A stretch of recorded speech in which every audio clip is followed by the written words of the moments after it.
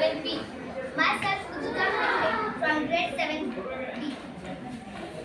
Today we are going to perform the science experiment. The name of science experiment: floating and sinking. Floating and sinking.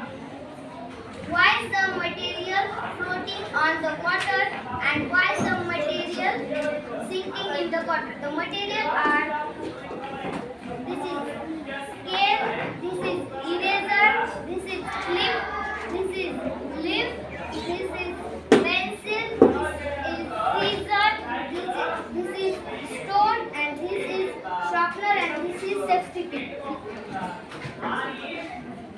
The most important are the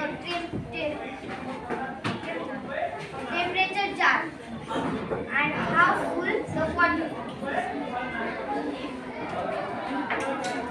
Now we should have to drop this material in this transparent jar. Scale, sharpener, leaf, stone, scissor, pencil, eraser, safety pin, and clip. Now see, some of these get floating on it and some get sink in it.